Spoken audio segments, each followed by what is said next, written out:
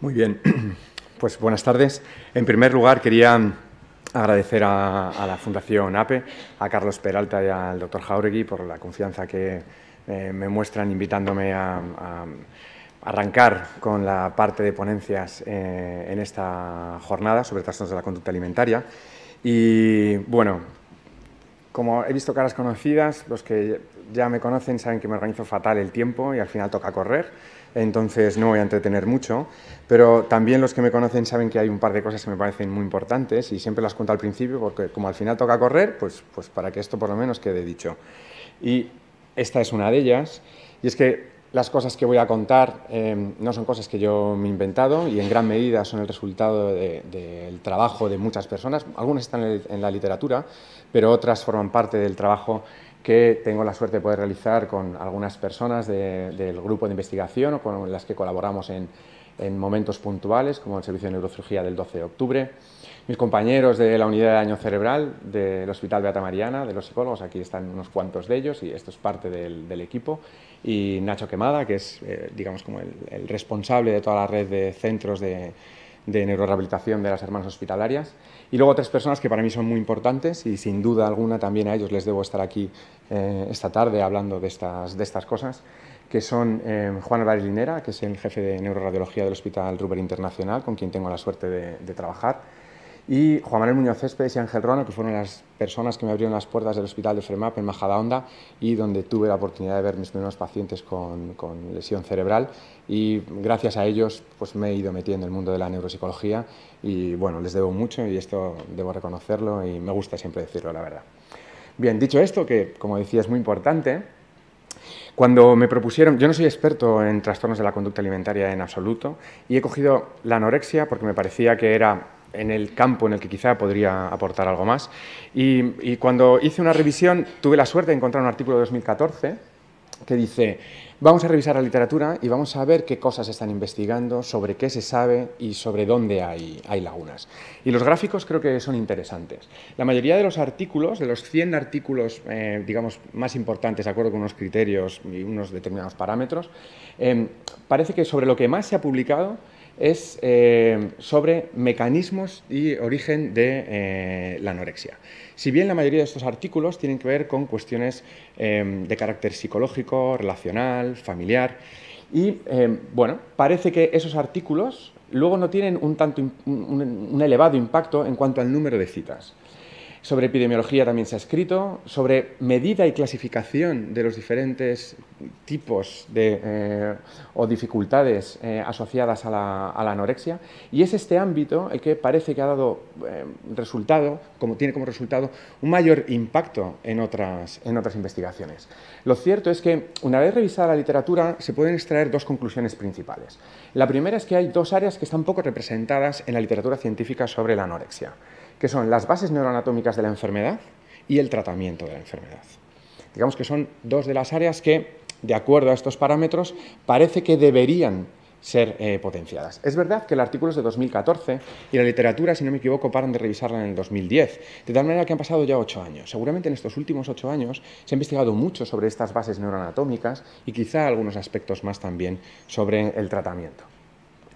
Pese a que los mecanismos, como decía ahí, de la enfermedad han tenido un gran interés, las bases neurales de la misma solo están cobrando fuerza en los últimos años. Y quizá en ese entorno podremos encontrar algo más de conocimiento sobre la enfermedad y quizá algunas posibles vías de solución para el diseño de tratamientos.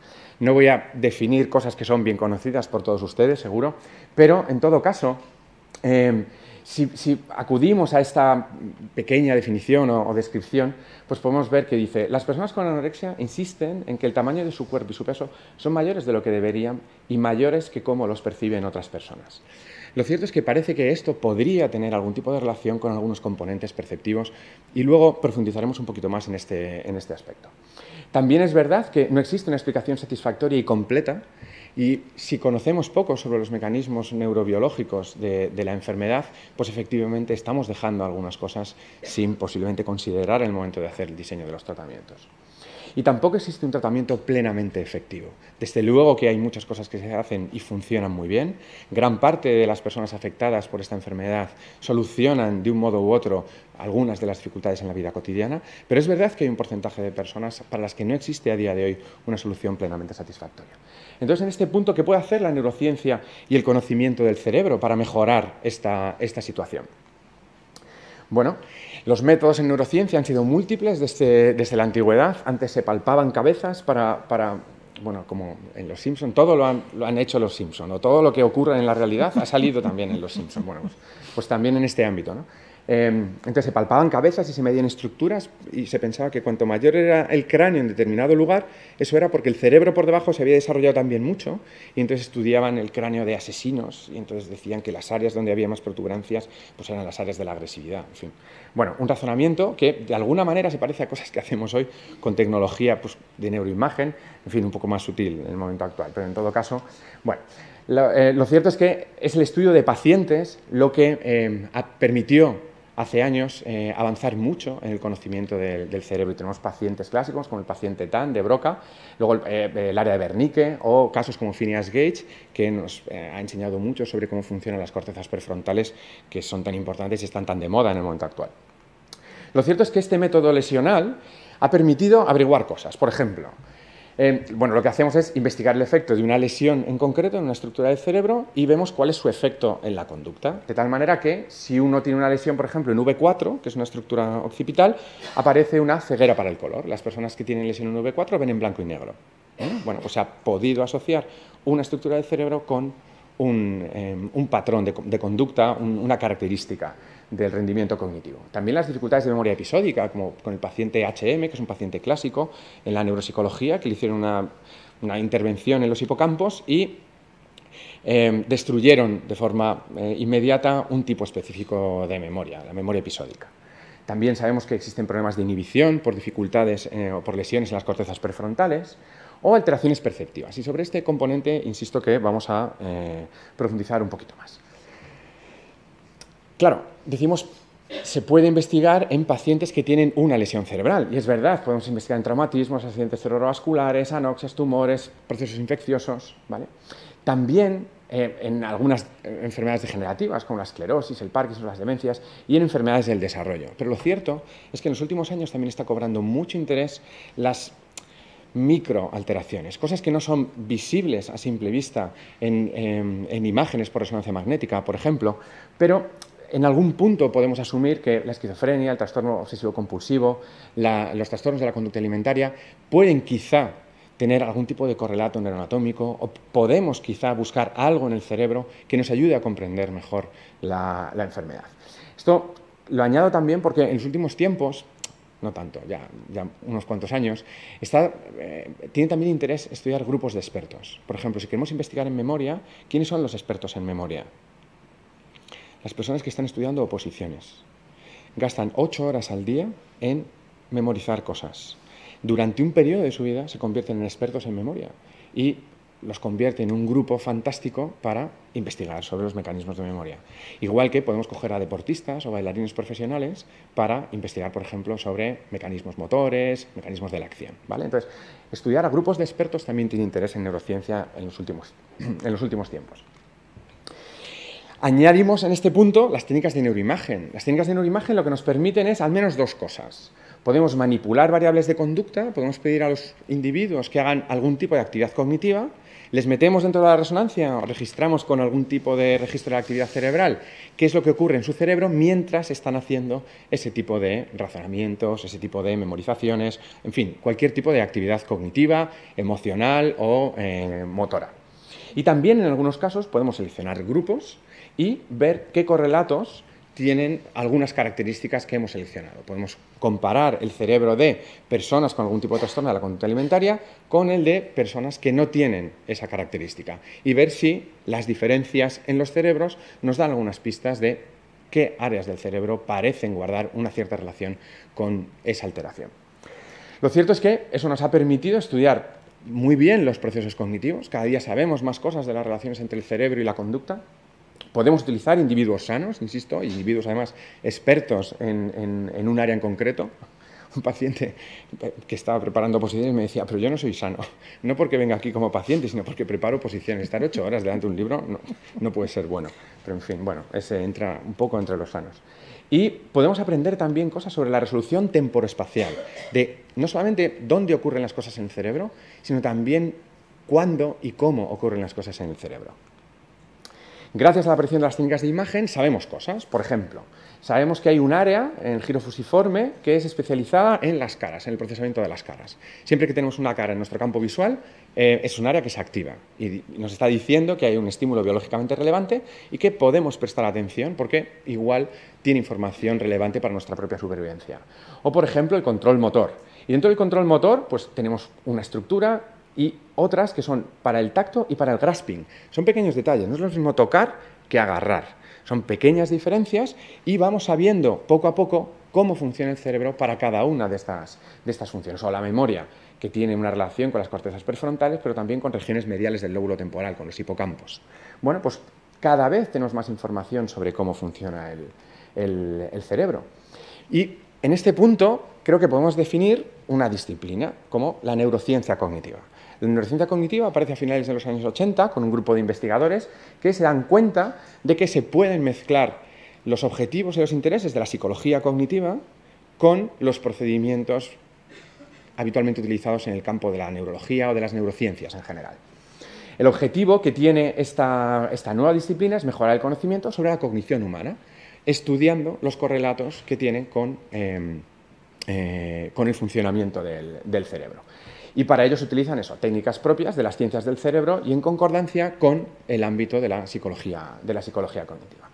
Creo que esta frase define un poco cuál era el objetivo, por lo menos claro, las referencias del 2000 empiezan a ser antiguas, pero de alguna manera valen, ¿no? Entonces, Posner y De Girolamo, que son dos autores muy importantes en este ámbito, decían, las funciones cognitivas complejas pueden descomponerse en procesos más simples. Que estos procesos simples pueden localizarse anatómicamente y estudiarse con un relativo aislamiento, una cierta modularidad. Hemos abandonado ya la idea de modularidad, ya sabemos que las cosas funcionan más en red y en conexión con otras estructuras, pero ya lo apuntaban, porque parece que estos módulos interactúan entre sí para sustentar las actividades mentales. Bueno, pues con esta idea vamos a ver qué podemos aprender sobre lo que hoy nos ocupa. Gracias a este abordaje podemos saber dónde ocurren las cosas en el cerebro, con técnicas como la resonancia magnética funcional. Podemos saber cuándo ocurren con técnicas electrofisiológicas como la electroencefalografía o la magnetoencefalografía, y creo que esta tarde nos van a decir algo en este aspecto. Pero también cómo ocurren las cosas en el cerebro, cómo algunas áreas del cerebro se comunican con otras. Pongo a veces este mapa de Estados Unidos para decir que hay aeropuertos muy importantes, el de Los Ángeles y el de San Francisco, y luego aquí algunos en la costa este, y luego está Alaska. Si cerramos el aeropuerto de Alaska, los de Alaska ni entran ni salen, pero tampoco pasa nada, quiero decir, en fin.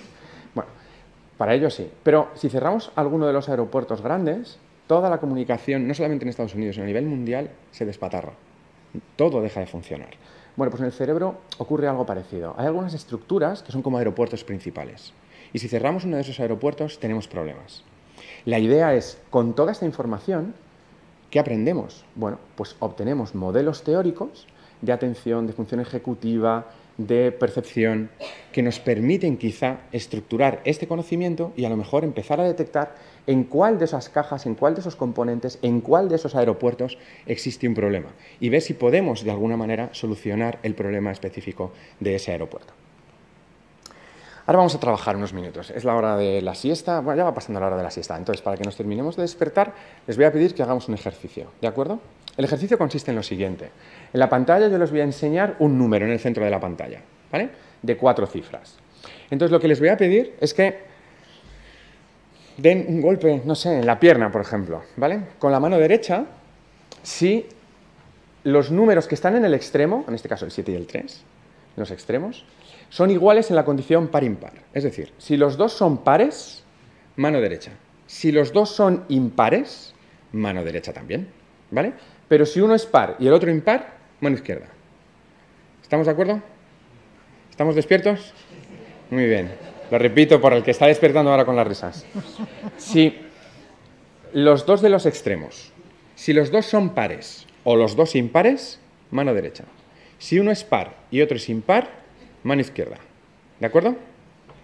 Bueno, pues vamos allá. la cosa va rápido, entonces hay que estar muy atentos. Yo lo voy a pasar con la mano, cuando esto lo hacemos con el ordenador, esto va como el rayo, pero lo voy a hacer lo más rápido que pueda, ¿vale? Entonces, ¿preparados? Pues atentos. Ahí donde está la crucecita es donde va a salir el número. Va. ¿Atentos? Será fácil que era el mismo, ¿eh? Va. Ya no paro, hasta el final. Atentos.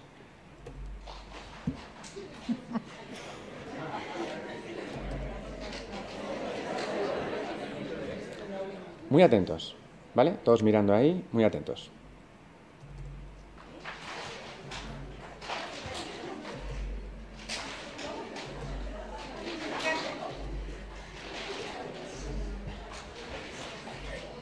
Vale. Muy bien. Los que han estado más atentos a la tarea lo han hecho muy bien, estoy seguro de eso. Las personas que a lo mejor se han distraído un poquito más, a lo mejor han visto más cosas, ¿vale? Detrás de los números había imágenes. Seguro que mucha gente se ha dado cuenta. No sé si todo el mundo es capaz de decir qué imágenes eran, qué es lo que salía ahí, ¿vale? Solamente les voy a poner un momento, porque no quiero tampoco que estén mucho, pero eran esas imágenes, ¿vale? Un perro, una cucaracha, una ala delta y un tipo esquiando, ¿vale? Muy bien. Las imágenes que han visto en todo caso, les voy a ir un poquito para atrás, están manipuladas. Esta es una imagen de alta frecuencia. Hemos dejado solamente los contornos finos y hemos borrado los claroscuros, ¿vale?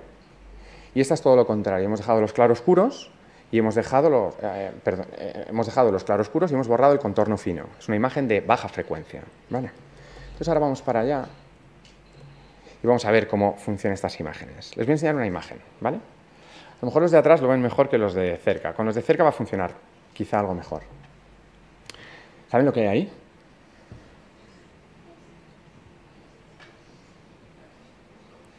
Bueno, cuando ponga lo que hay, ya no podremos dejar de verlo nunca más, ¿vale? Pero un caballo. ¿De acuerdo?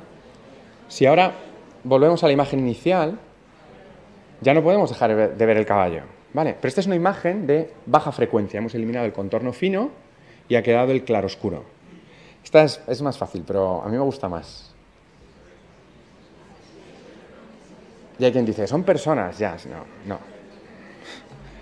Son personas muy importantes. Muy bien. ¿Qué hemos hecho con estas imágenes? Hemos eliminado el contorno fino y dejamos solo el claroscuro. Eso hace difícil la identificación de los objetos, porque para identificar el objeto necesitamos el contorno fino. Vamos a ver un ejemplo más. En esta imagen vemos un señor como enfadado en el lado izquierdo y una cara de una señora quizá como más neutra en el lado derecho, ¿vale? Pero a lo mejor algunos de ustedes conocen esta imagen. Si la hacemos un poco más pequeña, y por eso salgo de aquí de la presentación para que vean que no es trampa, si hacemos la imagen más pequeña, vamos a ver cómo las caras cambian de sitio. El señor enfadado está a la izquierda, ¿verdad? Venga, vamos allá. Ha cambiado de sitio. Muy bien. Lo volvemos a hacer grande. Bueno, son imágenes manipuladas de altas y bajas frecuencias. Y para que accedamos a parte de esa información, tenemos más fácil acceder de forma consciente a la información de líneas finas, de contornos finos, imágenes de alta frecuencia, y la imagen del claroscuro es más difícil de procesar porque se procesa en un sitio distinto del cerebro, ¿vale? Eso es lo que ocurre aquí.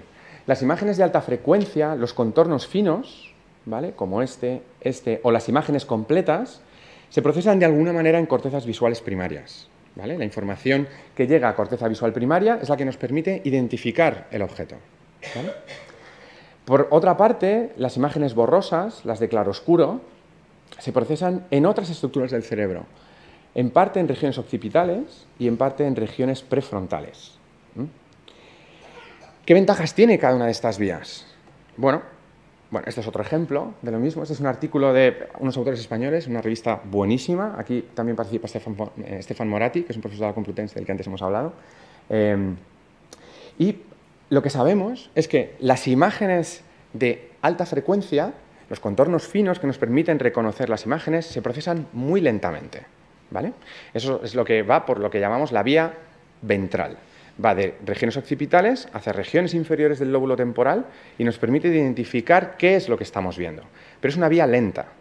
Se tarda un cierto tiempo en identificar qué es lo que estamos viendo.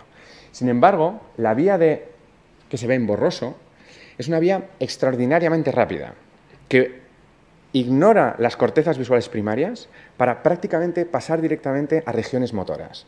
Esas regiones, este procesamiento tan rápido va por lo que llamamos la vía dorsal, ahora entraremos un poquito más en el detalle, y lo que nos permite es interactuar muy rápidamente con los objetos. ¿Para qué nos sirve esto en la vida cotidiana o a lo largo de la supervivencia de nuestra especie? Pues que si vamos un día caminando por el campo y de repente vemos un bulto negro que se acerca por aquí, no necesito saber qué es para darle una patada o para quitarme de en medio, porque eso es lo que garantiza mi supervivencia. Si es un depredador, si es algo que es peligroso para mí, tengo que actuar muy rápidamente y tengo una vía rápida que me permite pasar directamente a la acción sin que yo sepa qué es lo que se está acercando. ¿De acuerdo? Sin embargo, la identificación del objeto es muy lenta. Si yo voy por el campo y de repente se me acerca una cosa negra por aquí y le pego una patada y digo, anda, era el hijo de mi amigo, pues que no se hubiera acercado. Pero lo he identificado demasiado tarde, ¿vale? Entonces tenemos una vía rápida y una vía lenta. Y los perceptos completos, las imágenes que contienen tanto el contorno fino como los claroscuros, son lo que nos permite tener una sensación perceptiva completa como la que posiblemente todos nosotros estamos teniendo. ¿De acuerdo? Además, sabemos que las bajas frecuencias, los claroscuros, además de procesarse muy rápidamente desde el punto de vista motor, se procesan también muy rápidamente en la amígdala. La amígdala es una estructura que guarda mucha relación con las emociones. Parece que es una estructura del cerebro que nos dice cuánto de importante es aquello con lo que nos estamos encontrando. Y trabaja de forma muy estrecha con las cortezas prefrontales, que es algo que también se activa, como hemos dicho, en las imágenes de baja frecuencia, en los claroscuros. ¿De acuerdo hasta aquí? Tenemos entonces dos vías. Esta me la guardaré para luego. Entonces, tenemos entonces dos vías. La vía magnocelular, ¿vale?, que es la que al final se convierte en la vía dorsal, que va de cortezas visuales hacia las áreas parietales, que es lo que llamamos también la vía del dónde, la vía del cuándo o la vía del cómo. Nos dice cómo interactuar con los objetos que están en nuestro entorno. Y tenemos la vía del qué, que es la vía ventral. Es la que procesa las altas frecuencias y después de toda la vía visual acaba en cortezas inferiores del lóbulo temporal y nos permite la identificación de los objetos. Muy bien, pues tenemos ahora una visión más o menos rápida de cómo funcionan algunos componentes perceptivos. ¿Y por qué cuento yo toda esta historia? Bueno, un detalle más, que se me olvidaba. Cuando miramos algo fijamente, cuando miramos con la fóvea, con el centro de nuestro campo visual, procesamos muy bien las altas frecuencias. Allá donde estamos mirando con nuestro punto de fijación, podemos ver muy bien y con mucho detalle los contornos finos. Sin embargo, cuando estamos mirando a un punto, la periferia la vemos borrosa y entonces la procesamos como bajas frecuencias. Todo lo que está en la periferia de nuestro campo visual lo procesamos más a nivel de claroscuros y no tanto para identificar exactamente lo que estamos viendo. ¿De acuerdo? Muy bien. ¿Y por qué cuento todo esto? Porque para que estas vías nos den como resultado un percepto claro, que podamos identificar bien los objetos, que nos podamos manejar bien en el entorno, necesitamos que las dos funcionen correctamente, la vía dorsal y la vía ventral. Aquí hay mecanismos de valoración preatencional que nos dicen cuánto de importante es eso que está en nuestro entorno y para eso necesitamos una vía rápida que nos diga, ojo, que esto es peligroso o que esto puede ser relevante. Tenemos mecanismos atencionales porque una vez que hemos identificado un estímulo relevante, tenemos que dirigir ahí nuestra atención para procesar adecuadamente ese estímulo o responder a él. También esto guarda mucha relación con los estados afectivos, porque los estados afectivos pueden hacer subir o bajar el umbral de detección de estímulos. Si estamos muy nerviosos, hay cosas que vamos a pasar por alto. Y si estamos muy concentrados, vamos a fijarnos en detalles en una región específica, pero vamos a perder información de la periferia. Y tenemos también, hemos dicho que esto guarda mucha relación con los mecanismos de acción motora. Precisamente esta vía dorsal termina de algún modo en regiones parietales, que son las que nos permiten interactuar con el entorno, con el espacio más inmediato, ¿vale? Y luego, de alguna manera, se puede modular el funcionamiento de estas redes por características de personalidad. Entonces, ¿qué dice la neurociencia sobre la anorexia? Damos un pequeño salto y sabemos que algo de lo que ocurre a las personas que tienen anorexia es que pueden hacer manifestaciones erróneas de su peso y talla. Y puede quizá que tengan algún tipo de distorsión en su imagen y el tamaño corporal. Sabemos además que pueden tener un peor rendimiento en reconocimiento de objetos, en habilidades ápticas, en el tacto, en pérdida de la percepción global, una excesiva atención a los detalles, que además aumenta con elevados niveles de ansiedad. Cuanto más ansiedad se tiene en detalles más pequeños nos fijamos, perdiendo la percepción global de lo que estemos observando. Hay dificultades para unificar la información en un único percepto. Todo esto suena a lo que estábamos diciendo, a la red dorsal y a la red ventral, que no trabajan bien juntas. Y se juzgan las imágenes de rostros como más feos o como menos bellos cuanto más detalle contienen. Es decir, cuanta mayor resolución tiene la imagen o tenemos más capacidad para ver los detalles en una imagen, la imagen en global es juzgada como más fea o como menos bella. Y cuando estudiamos otros parámetros, por ejemplo, los movimientos oculares, sabemos que existe un sesgo hacia las regiones de las caras consideradas defectuosas. De tal manera que cuando registramos estos movimientos oculares, si en una determinada región hay algo que la persona que está mirando la imagen lo identifica como defectuoso, eso captura más la atención que en individuos que no tienen esta condición, esta enfermedad. También el patrón de escaneo, podemos registrar a dónde mira la gente y cuánto tiempo mira a cada una de las cosas del campo visual. Vemos que el escaneo de las personas que tienen anorexia se caracteriza por múltiples fijaciones y de muy corta duración. Es decir, miran a muchos sitios muy rápidamente. ¿Y qué sabemos de la actividad cerebral? Y vamos a la vía ventral y a la vía dorsal. Sabemos que en individuos sanos existe un equilibrio en la activación de la vía dorsal y la vía ventral, pero en personas con anorexia, mientras que la vía ventral está algo hiperactivada, desde luego la vía dorsal está hipoactivada. ¿Qué nos está diciendo esto? Que el procesamiento de los detalles, de los contornos finos, de los defectitos, está, digamos, hipertrofiado o hiperactivado. Mientras que la percepción de la globalidad, que permite finalmente un percepto único y completo, puede quizá estar algo hipoactivada. ¿Cómo empleamos entonces este conocimiento que nos aporta la pura investigación básica en el ámbito de las neurociencias? Bueno, pues quizá si tenemos un mejor conocimiento del sistema de procesamiento, como es un aspecto perceptivo, y sabemos cuál es su alteración específica que en un determinado grupo está ocurriendo, pues quizá podemos diseñar intervenciones específicas para esas alteraciones. Seguro que con esto no vamos a resolver el problema, pero hemos identificado un pequeño detalle en todo el conjunto complejo que suponen estas enfermedades, hasta el que quizá hasta este momento no habíamos prestado atención. Y posiblemente aquí no está la solución, pero quizá esto nos permita ir avanzando en algunos aspectos, pero veremos dónde llegamos. El modelo de alteración perceptiva se basa entonces en 4 aspectos. La existencia de una alteración que llamamos de abajo arriba, bottom-up, en la percepción de las bajas frecuencias por hipoactivación de la vía dorsal. Esto sabemos que es algo que de facto ocurre. Sabemos que puede haber un funcionamiento alterado en un sistema frontolímbico estriado, ¿vale?, que lleva un rastreo compulsivo de las características de los objetos con valencia negativa. Es decir, se presta más atención y se rastrean por más tiempo aquellos aspectos más negativos de la imagen que estamos observando.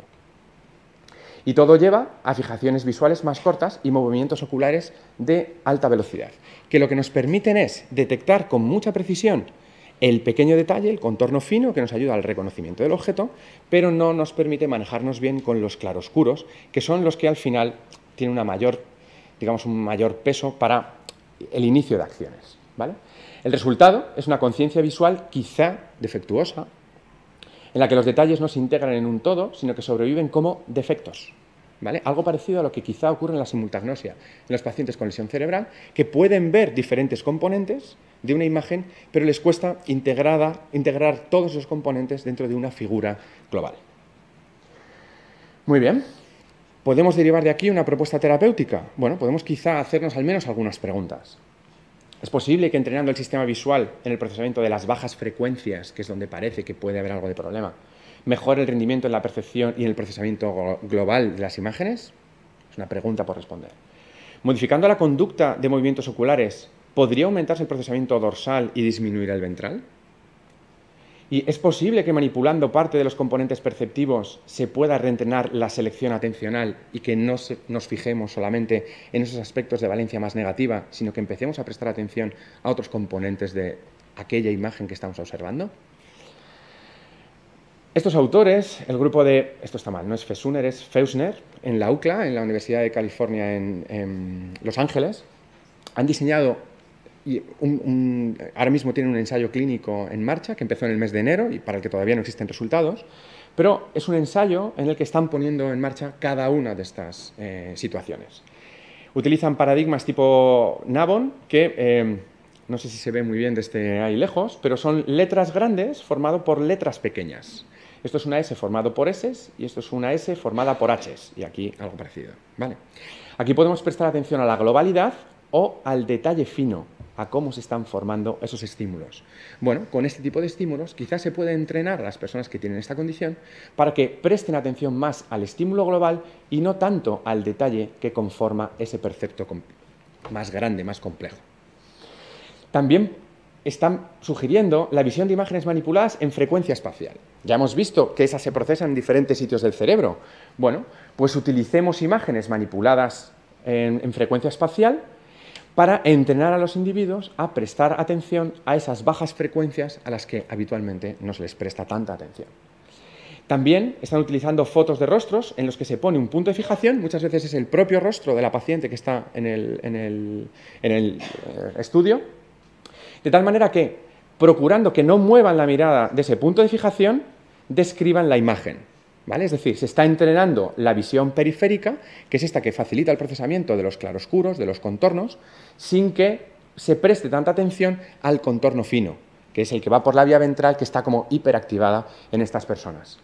Algo parecido con visiones del propio cuerpo, utilizando el mismo procedimiento, y luego con presentación rápida de series visuales, que es un tipo de presentación de estímulos, en los que los estímulos salen muy rápidamente, unos detrás de otros.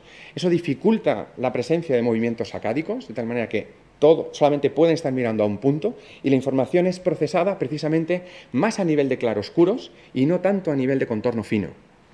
Y con todas estas intervenciones esperan los autores, y yo también lo espero, que tengamos algún tipo de resultado, el resultado global de los procedimientos de intervención. Vale la pena decir, este tipo de intervenciones no excluye nada, sino que han sido incorporadas dentro del programa habitual de tratamiento de trastornos de la conducta alimentaria que tienen en la UCLA, de tal manera que se está empezando a prestar atención a algo, se está incorporando algo que hasta ahora nunca se había incorporado. Pero el resultado que va a salir de aquí no está claro en absoluto, y lo que se espera es que esto sume en el procesamiento. Bueno, son los estímulos en grande para que se vean un poco mejor, por si acaso las altas y las bajas frecuencias no funcionaban muy bien, esta sobre todo se ve mejor aquí. Muy bien, pero ¿son efectivos estos tratamientos, vamos a decir, indirectos en otros campos de la neurorehabilitación? Bueno, pues sabemos que sí. Sabemos que cuando entrenamos de forma indirecta algunas cosas, el resultado global de los programas de intervención mejora. Y tenemos dos evidencias claramente establecidas. Por ejemplo, en la heminegligencia. Es una condición que se asocia sobre todo a lesiones parietales, por la cual los pacientes no prestan atención al lado izquierdo del campo visual, por decirlo en corto. Sabemos que el entrenamiento directo de la heminegligencia es muy complicado, pero la literatura ha puesto de manifiesto de forma muy clara, muy robusta, que cuando entrenamos en cálculo, mejora de forma asociada a la heminegligencia. Y si vemos dónde está alojado, entre comillas, el cálculo en el cerebro, es este sitio, y vemos cómo es muy cercano a las áreas que suelen verse lesionadas en pacientes con heminegligencia. De tal manera que, entrenando regiones adyacentes, por un mecanismo claramente indirecto, sabemos que la heminegligencia mejora. Y esto es algo que también sabemos, por ejemplo, con el entrenamiento en imaginación del movimiento, visión del movimiento y el acto motor real. Sabemos que el acto motor, la imaginación del movimiento y la visión de alguien que está realizando ese movimiento activa prácticamente las mismas estructuras con pequeños matices. Sabemos que si un paciente que tiene una grave lesión no puede mover el brazo por la razón que sea, por una intervención quirúrgica, por dolor, por lo que sea, si durante el tiempo que no puede mover el brazo le ponemos vídeos de personas que están haciendo ese movimiento o le pedimos que imagine ese movimiento, Sabemos que el cerebro responsable de realizar esos movimientos va a estar siendo entrenado, de tal manera que se mejora el pronóstico global. Esto, uno de los investigadores es Giacomo Rizzolatti, que en algún momento se pensó que podía ser uno de los próximos premios Nobel. Parece que se le va pasando el arroz y esto no está claro. Pero, en todo caso, todo esto es información de investigación básica. Pero, claro, esto tiene problemas. ¿Es posible obtener predictores de respuesta o cuestiones por resolver? ¿Es posible obtener predictores de respuesta al tratamiento con técnicas propias de la neurociencia? Bueno, pues quizá con estas técnicas que estamos describiendo podemos empezar en algún momento a seleccionar posibles candidatos para diferentes tipos de intervención. ¿Puede la intervención psicológica para la ansiedad de forma específica cambiar los efectos de la modulación visual, lo que llamamos modulación top-down, de arriba abajo? Si entrenamos mecanismos, si entrenamos una mejor gestión de la ansiedad, a lo mejor también estamos facilitando que esta vía dorsal y esta vía ventral empiecen a trabajar juntas de diferente manera. ¿Cuál es la causa de la hipoactivación de la vía dorsal? No tenemos ni idea, no lo sabemos. Sabemos que es algo que ocurre, pero no sabemos por qué. Y existen otras muchas cosas que pueden estar modulando estos resultados. Por ejemplo, la influencia de rasgos físicos objetivos en la percepción. Esto se deriva de uno de los estudios más bonitos que he visto en mi vida. Una vez visité por circunstancias el Instituto de Neurociencia Cognitiva en Londres, del University College de Londres, y un tipo me coge por un pasillo y me dice, oye, ¿puedes participar en un estudio? Y digo, sí, bueno, no sé, sí. Y me dice, ¿te pago 50 libras? Y digo, lo que quieras. Entonces, me saca un cuaderno, así, tamaño folio, y me dice, mira, yo te voy a enseñar unos objetos que están aquí dibujados y quiero que me digas qué distancia hay entre ellos. Y yo, pues muy bien. Entonces me enseña un zapato y una manzana. Y yo a ojillo pues dije, pues 12 centímetros. Ah, pues muy bien. Y pasa, ¿no? Y me enseña una oreja y una mano. Y digo, bueno, estos están cerca, 4 centímetros. Entonces yo fui juzgando la distancia entre cosas que estaban pintadas en esas páginas, ¿no? Y entonces al final termina y digo, bueno, ¿y esto de qué va? Y me dice, es que hemos descubierto una cosa muy guay. Y digo, pues tú dirás. Y me dice, mira, es que hemos descubierto que todo el mundo juzga muy bien la distancia entre objetos que no son partes del cuerpo humano, ¿vale? Pero cuando son partes del cuerpo humano, los bajitos subestiman y los altos sobreestiman. Toma ya, ¿vale? Uno de los experimentos mejores que he visto en mi vida y más baratos. Todo el mundo tiene un cuaderno para hacer unos dibujitos y 50 amigos, si no tienen 50 libras, tiene que ser 50 amigos para hacer el estudio, ¿vale? Luego, hay aspectos que todavía no sabemos cómo interactúan, pero la sensación que tenemos de nuestro propio cuerpo, o más, el tamaño de nuestro propio cuerpo, puede cambiar cómo juzgamos simplemente la distancia entre dos objetos que nada tienen que ver con nuestro cuerpo. Bueno, en algo sí. Luego, es solamente un detalle más que tenemos que conocer, pero esto es investigación básica y quizá en algún momento nos puede ayudar a diseñar, como decía, algunos procedimientos de intervención. El modelo propuesto de intervención por estos autores corre el riesgo de dejar fuera componentes relevantes o explicaciones alternativas. Pero la investigación avanza así, muy lentamente, poniendo a prueba ideas, viendo si funcionan, y así vamos. ¿Puede la neurociencia aportar algo más? Y ya termino. Bueno, me quedan 3 diapos, pero van así de rápido. Bueno, pues quizá la neuropsicología específicamente, las evaluaciones específicas de los procesos cognitivos, quizá pueden poner en relación la neurobiología con la psicología. Pueden completar el conocimiento de la enfermedad y quizá podemos estudiar específicamente, si es que existe, la neuropsicología de la anorexia, ¿vale? Algunos autores sugirieron hace tiempo que quizás sea una forma de TOC, de trastorno obsesivo-compulsivo.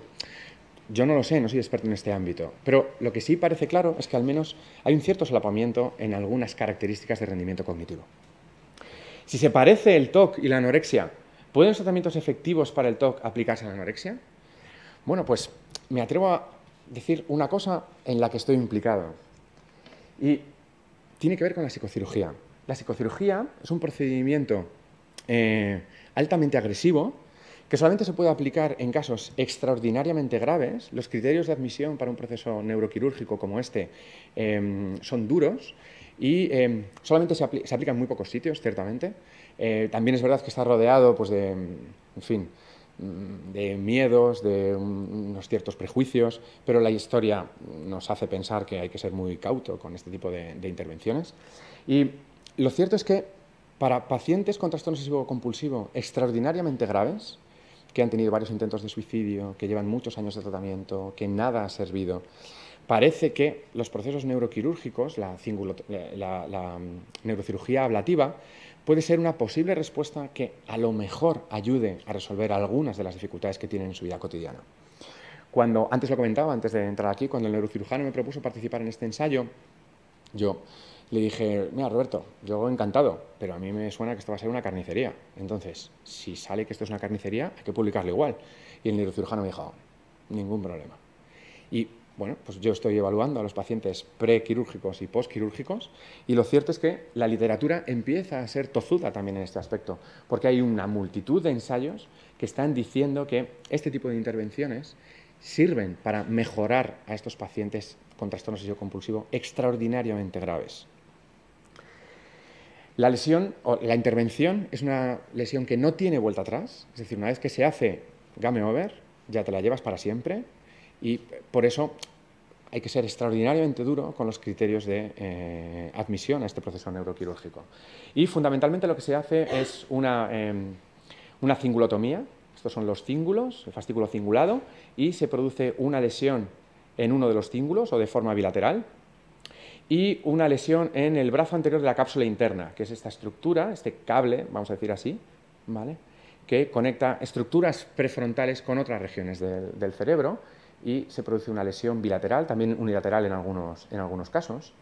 Y lo que viene ocurriendo en trastorno obsesivo-compulsivo es que los pacientes mejoran mucho en depresión, mejoran mucho en ansiedad y mejoran mucho en obsesión y compulsión, ¿vale? Y el precio cognitivo que tienen que pagar por esto, es decir, las alteraciones cognitivas asociadas, son ninguna. Es decir, incluso en algunos componentes de la memoria los pacientes mejoran y en prácticamente todo existe un mantenimiento del rendimiento cognitivo, pero eso sí, asociado a una mejoría en los síntomas de obsesión, compulsión, depresión y ansiedad. Además, sabemos que la actividad cerebral postquirúrgica mejora, entre otras cosas, lo que llamamos la red por defecto, que es, digamos, lo que hace el cerebro cuando no hace nada. La hipótesis es que los pacientes con trastorno obsesivo-compulsivo están siempre haciendo algo. Y cuando se les pide que descansen, que reposen, que piensen de forma aleatoria en cualquier cosa, como podríamos estar haciendo nosotros cuando salimos a dar un paseo por la calle, ellos no dejan que aparezca ese reposo, sino que siguen embarcados en algún tipo de actividad mental. Y parece que eso se normaliza después de la intervención. Lo cierto es que, además, también mejora la vida cotidiana. Diferentes medidas de vida cotidiana también están mostrando la mejoría en estos pacientes. Ahora bien, ¿es aplicable esto en la anorexia? Sabemos que existe un cierto solapamiento en algunas características de la anorexia y del trastorno obsesivo-compulsivo, pero en el año 75 se hizo una propuesta de que esto podía ser efectivo, pero estamos en 2018 y todavía no hay claras evidencias de que esto vaya a ser así. Lo cierto es que recientemente se ha publicado algún artículo, no tanto con cirugía ablativa, pero con estimulación cerebral profunda, que, siendo un proceso neuroquirúrgico agresivo, no es tan agresivo como la cirugía ablativa, y está por ver esto en qué queda. Pero en todo caso, es un ámbito en el que se están desarrollando múltiples investigaciones y es algo que la neurociencia puede aportar a entornos más clínicos y más aplicados para que quizá ayudemos en la solución de algunas de estas enfermedades en el futuro, esperemos, no muy lejano. Conclusiones. Me gustaría señalar la utilidad de los modelos teóricos que aporta la neurociencia cognitiva, la investigación básica. Saber cómo funciona el cerebro, quizá antes o después, nos ayude a diseñar tratamientos específicos, aunque sean parciales y sesgados, para algunas de las características de los pacientes que sufren estas enfermedades. Cuanto mayor conocimiento, más posibilidades de optimizar y de diseñar tratamientos. Podemos diseñar tratamientos guiados por hipótesis o por modelos teóricos. Podemos optimizar los procedimientos a partir del conocimiento que hemos adquirido y creo que es necesaria la relación entre la investigación básica y los entornos aplicados. Muchas gracias.